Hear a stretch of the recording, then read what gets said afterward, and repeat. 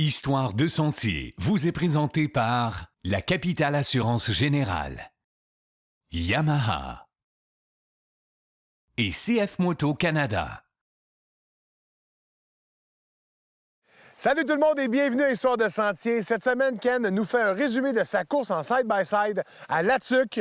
Ensuite, on va du côté de Matane où on a fait le Jamboree d'été et on vous parle du Battery Tender. Ça rime avec Love Me Tender. Bon show!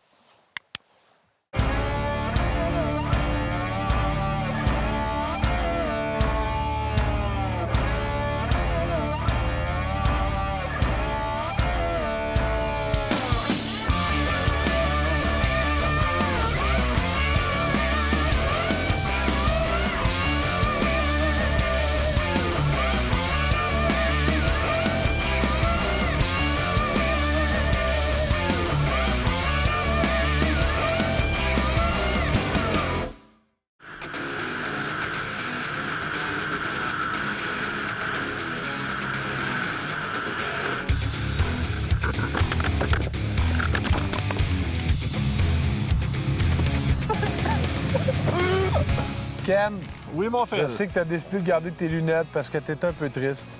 Je pleure en ce moment. Comment tu te sens? Comment tu t'es senti? Est-ce que tu es heureux? Heureux, oui, quand même heureux. C'est sûr que heureux, mais déçu à cause des événements qui sont arrivés. Ça allait super bien. Je roulais comme j'avais prédit que je serais 1, 2, 3 selon l'expérience des autres pilotes. Je savais que je roulerais là. Je roulais deuxième, troisième, deuxième. Puis bon, c'est une course de 2 heures. Fait qu'on... Ouais. Ça allait bien. Malheureusement, il est arrivé cet incident de course. Incident de course! Ouais. Fait que on a au minimum un 14 minutes de perdu. Donc, ça m'enlève 5 tours sur mon cumulatif. Ça fait que j'ai fini ex aequo 4e. Mais quand même! Quand même. Moi, je veux savoir en dedans. là. J'ai vu débarquer du côte à côte. Ouais. Un peu tremblotant, un peu ébranlé, un peu fâché. Beaucoup fâché. Parce que, tu sais, c'est la première fois que je te voyais de même. Tu sais, un peu genre, tu sais, comme un peu... Mais très en état de choc. Je me suis fait complètement couper ma ligne de course. J'ai fait 3 tonneaux. J'ai mal à la tête, mais on me change mon pneu puis je repars. Mais t'es sûr que c'est une bonne idée? Oui. Comment tu te replaces après ça pour recontinuer ta course? Du moment que j'ai rembarqué, j'ai comme fait comme un petit quart de tour et que la concentration n'était pas bonne. OK. Mais là, je me suis rendu compte vite que si je restais dans ce focus-là, ça marcherait pas parce que c'est quand même une piste qui est difficile. Après une trentaine de minutes où on était rendu dans la course, la piste est rendue maganée. Donc, ça prend vraiment toute ta concentration. Ça fait partie quand même de la course. Ton bilan général de ta fin de semaine? C'était le fun d'être... Quand tu as vu les puits, hein? Ouais. On avait 10 puits à nous autres. Fait qu'on était vraiment le team CF Moto Racing avec vraiment 7 véhicules stock et 3 véhicules dans la catégorie modifiée. Et encore une fois, on a réussi à prouver ce qu'on voulait prouver, c'est qu'avec nos CF Moto, 100 mètres, zéro équipement, on a réussi à finir avec, je pense, on a 90 de réussite. Donc, on est très, très contents. L'année prochaine, Ken, à quoi on peut s'attendre de ta part? Écoute, l'année prochaine, on n'est pas sûr encore. C'est loin, là. C'est quand Ouais, même c'est dans sûr. plus d'1 an. Mais je sais qu'il y a des grosses nouveautés qui s'en viennent. Donc, on le sait pas. Il y a des grosses nouveautés autant avec CF Moto qu'autant avec d'autres manufacturiers qu'on peut pas nommer pour l'instant parce que c'est pas sorti. Ben ça, là, on a bien hâte de voir ça. Ben bravo, Ken. Moi, je t'ai trouvé vraiment C'est bon. Phil, super fin.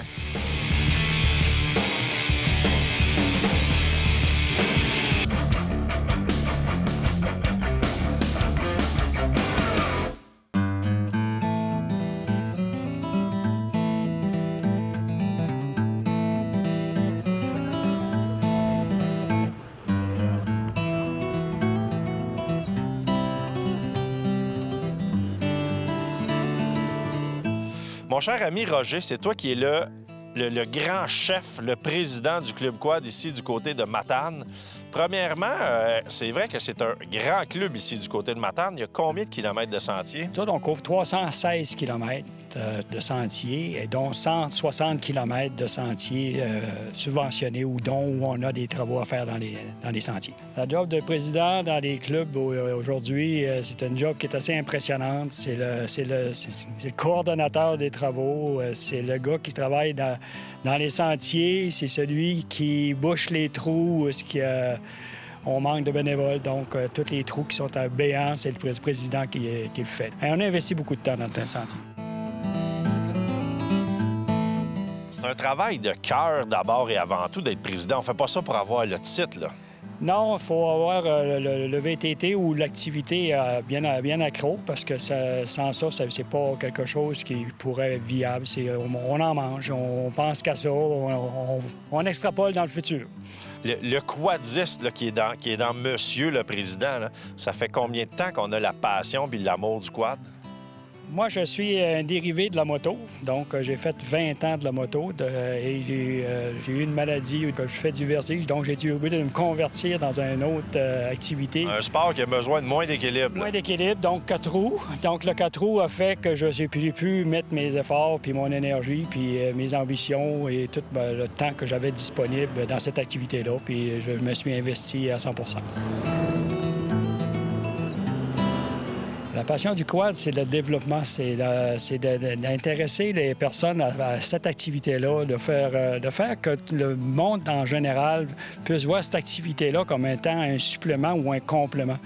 J'ai eu beaucoup de négociations avec des parties touristiques où ce qu'on me disait « Ah, vous autres, vous marchez au gaz, puis vous êtes nuisibles, puis on fait contre nature quand on va avec des véhicules motorisés à essence. » Puis je venais de vivre une expérience dans une activité où on avait vu des personnes qui avaient des problèmes de mobilité, de poids, de surpoids ou de maladies, de diabète.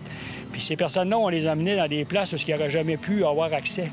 Donc des endroits touristiques qui étaient pour eux autres permis, qui n'auraient pas été permis pour... pas accessible à ces personnes-là s'il n'y avait pas eu ce genre de véhicule-là. Fait que dans mes négociations, où j'ai à parler avec des personnes qui sont amateurs de PDS et autres, je lui dis, vous avez de chanceux d'avoir la santé. Il y a des personnes qui ne l'ont pas. Puis ça les permet, avec ce véhicule-là, d'avoir accès à ces sites-là. Mais il y a des personnes qui, effectivement, c'est la seule possibilité de pouvoir apprécier ce qu'il y a dans la nature. On couvre un grand territoire. La réserve, présentement, c'est un lieu où le club a un œil. Ça a été longtemps un peu non accessible pour le motorisé.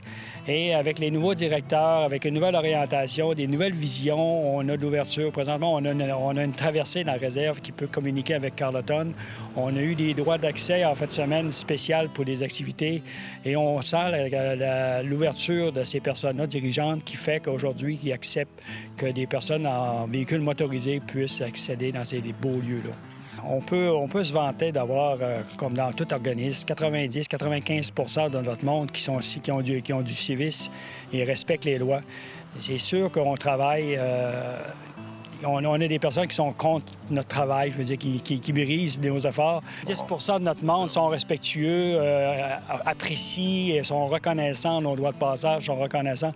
Donc, il faut toujours travailler pour ceux qui veulent développer le loisir. Le centre névralgique du club est vraiment à Matane, mais on va quand même assez loin là, avec tous les petits villages autour. Le MRC de Matane, c'est 10 villages, donc la Matanie qu'on appelle. Le club utilise le nom Les Coyotes sur notre charte. Par contre, sur tous nos nouveaux logos, on affiche Matanie.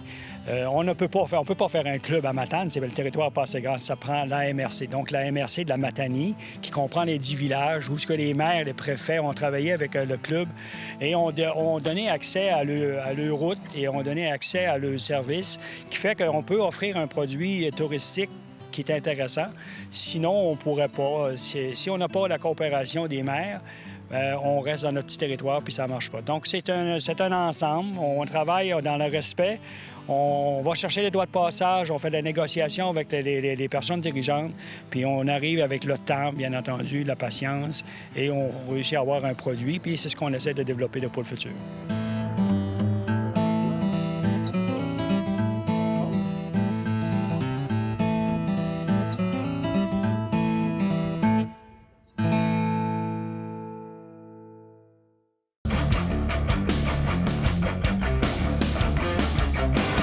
bienvenue dans la chronique que les gens attendent tous. Impatiemment.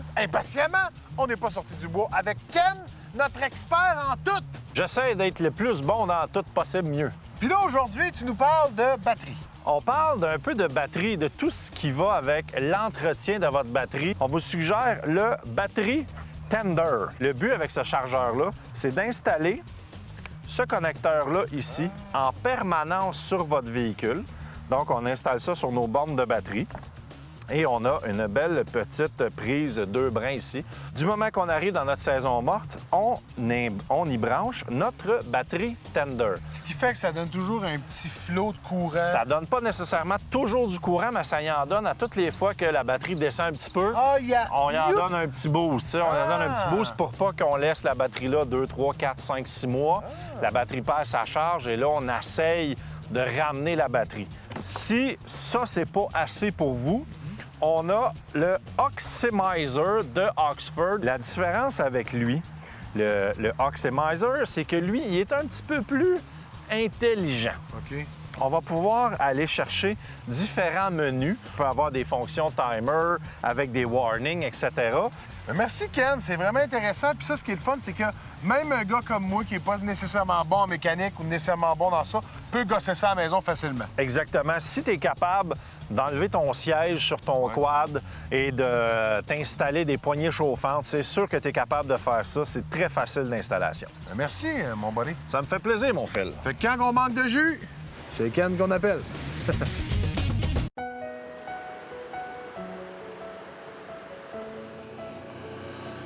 Gaétan, tu es un agent de liaison pour la Fédération. Premièrement, explique-moi, c'est quoi le rôle de l'agent de liaison? Le rôle de l'agent de liaison, c'est de soutenir les clubs, de représenter la Fédération auprès des clubs de ma région. Comme moi, dans la région, j'ai 10 clubs. J'en ai 6 qui sont 4 saisons, 4 qui sont été. Ça fait que j'ai soutien dans leur démarche. Le lien avec la fédération, les clubs, je leur donne un coup de pouce s'ils ont besoin d'aide pour négocier des droits de passage de la MTQ, aller chercher des subventions. Ils ont besoin d'aide, je les aide, puis j'ai soutien tout le temps.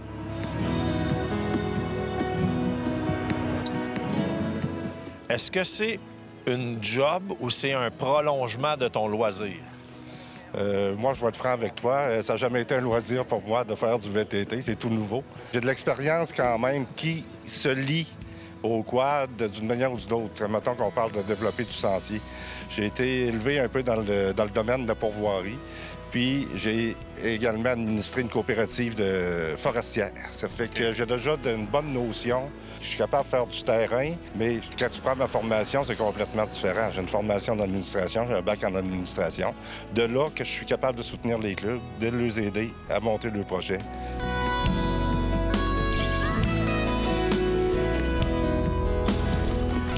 Ah ben là, les problématiques, c'est toujours la même. On a toujours souvent des problématiques de droit de passage avec le ministère des Transports, le MTQ, quand on parle de traverse de route du ministère ou de circulation sur le long des routes. C'est pas toujours facile de négocier. Il faut quand même respecter les personnes qui sont là parce qu'ils font leur travail eux autres aussi. C'est un peu comme nous autres, on fait le nôtre.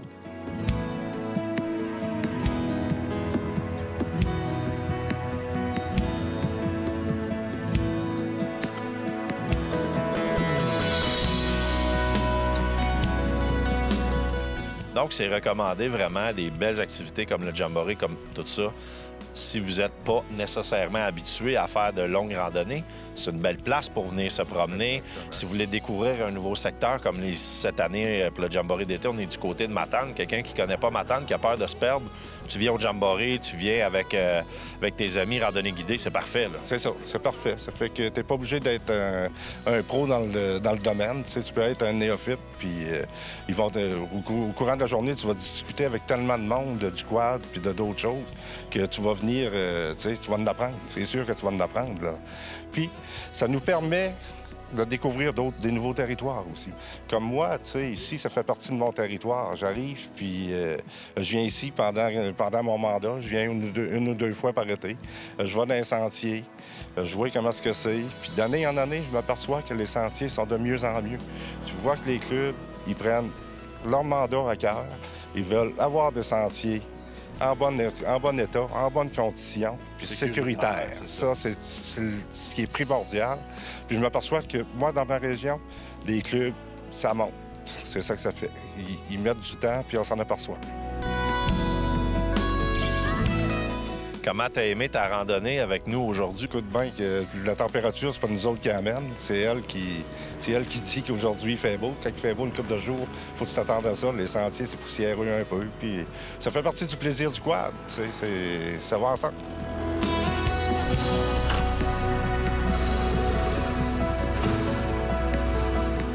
Puis en tant que nouveau ou jeune quadiste, comment tu trouves ça, l'expérience des jamborees comme ça? Ah, moi, j'aime bien ça. Là. C'est sûr que faut que tu prennes ton mal en patience un peu. C'est que les randonnées s'effectuent tranquillement. C'est très sécuritaire. Exactement, c'est sécuritaire. C'est bien encadré. Tu as des personnes qui sont là, qui s'occupent de leurs affaires. C'est toujours très bien encadré. Tu t'installes là-dedans, puis tu te fais visiter en même temps leur territoire. Ça fait que c'est très intéressant de ce côté-là.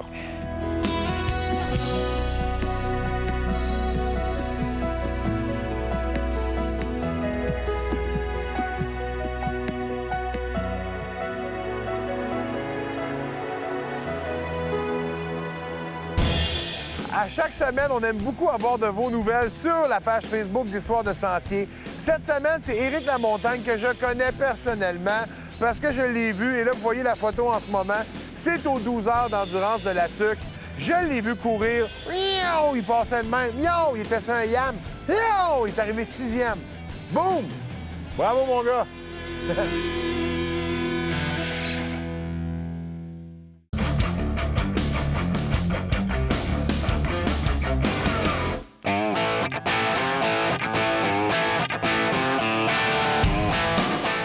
Patrick, t'es le gars qui s'occupe de la cartographie pour la Fédération des clubs quad. Et là, t'es sur le terrain aujourd'hui. Ça t'arrive souvent de sortir et de venir t'amuser avec le monde? Bien, de plus en plus, c'est de quoi que j'aime premièrement. Puis c'est sûr, moi, quand je sors, j'ai mon GPS, puis là, je trace chaque sentier. Fait qu'aussitôt qu'il y a une erreur ou que le sentier passe pas exactement à la bonne place, bien là, je le corrige, mais je le valide toujours avec la jeune liaison qui vérifie avec le club, voir si c'est pas, exemple, un détour ou quelque chose comme ça. Un détour à cause qu'il est arrivé un problème avec un fausset. Oui. Fait que j'aime bien ça valider avec les agents, qu'eux autres, ils rentrent en contact avec les clubs, puis eux autres, ils valident. Après ça, je le OK. Là, je fais les mises à jour officielles, puis là, ça va aussi sur la carte interactive. Fais-tu du quad à temps plein? Non. Je sors de temps en temps, mais moi, j'aime ça. Ma famille n'en fait. J'ai commencé chasse orignal, etc. J'avais mon quad pour sortir l'orignal, puis graduellement, j'ai rentré dans les sentiers. Puis c'est quoi que j'aime, là. T'as comme été chanceux, parce que pour toi, c'est un travail, le fun, là. Oui, entièrement. Là. Je marie quad et géomatique, disons, en même temps. Depuis, ça doit faire au moins peut-être les 4-5 dernières années, vous travaillez fort à avoir les bons tracés GPS de chaque club pour s'assurer que les cartes interactives, même les cartes papier, soient de plus en plus précis. Tout ça pour améliorer la sécurité. Puis c'est un gros travail, là. Ah oui, entièrement. Il y a plus à peu près 26 000 km de sentiers, là, si on parle hiver, été et 4 saisons. Fait que c'est beaucoup de territoire à couvrir, c'est le Québec au complet, les droits de passage, etc. Ça bouge constamment. Le tracé est vivant, là. Fait que, puis tu sais, il faut toujours, avant de faire une correction, comme j'ai mentionné tantôt, il faut valider, puis on peut pas mettre n'importe quoi. Il y a des endroits qu'on sait que les sentiers sont là, mais on peut pas les mettre parce qu'on sait qu'il y a des droits de passage qui n'ont pas été signés. Fait que moi, il faut que j'attende le OK officiel avant de rendre ça officiel. C'est pour ça que souvent, les gens disent « Ah, vos sentiers sont pas à jour ». Bien, ils sont pas à jour parce que c'est pas encore officiel. C'est on pas peut pas les mettre officiels. Ouais.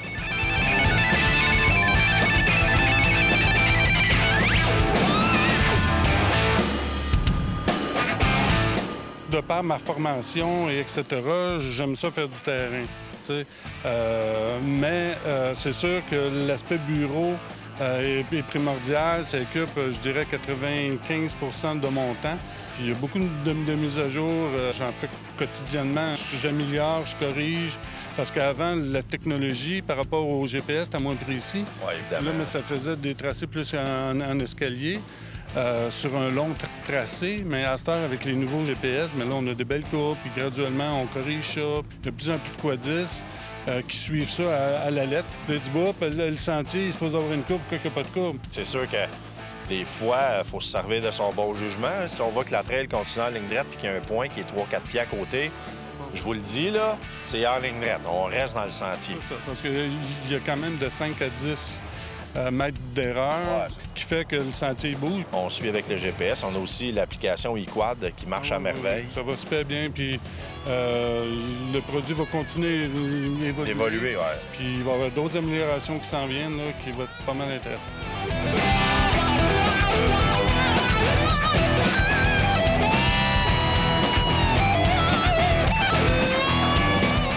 Ma tante, c'est pas un cul-de-sac. On fait pas juste tourner en rond, là. On peut se connecter avec d'autres clubs avoisinants. Effectivement, le Matane, c'est la 30. Donc, on est connecté directement avec Amqui. On est connecté avec Captcha.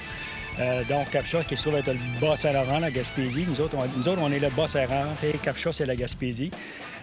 Donc, on fait la jonction avec la route provinciale et Matane a été un des 2 clubs qui est dans le Bas-Saint-Laurent qui a été choisi pour site touristique, étant donné notre capacité d'offrir 3 grands loops, donc 3 jours de VTT sans nécessairement repasser dans nos pas. Et ce qu'on essaie de développer dans le futur, c'est d'offrir plus de services, d'offrir des meilleurs loops. Notre signalisation, depuis les 5 dernières années, on a investi beaucoup sur la signalisation, on a investi beaucoup sur la qualité de nos sentiers. Il y a encore des travaux à faire. On continue, on travaille fort là-dessus.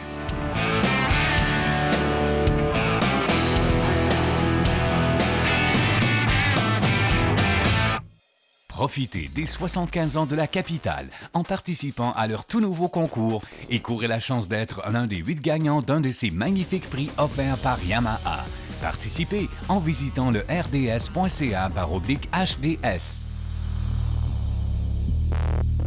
Merci d'avoir été à l'écoute. La semaine prochaine, une autre émission d'Histoire de Sentier. Et savez-vous quoi? On va refaire du quad. Je sais que je viens de vous surprendre, là, hein? Bonne semaine. Allez changer votre huile dans votre quad, là. On repart ça la semaine prochaine. Histoire de Sentier vous a été présenté par La Capitale, Assurance Générale, Honda et la Fédération québécoise des clubs quad.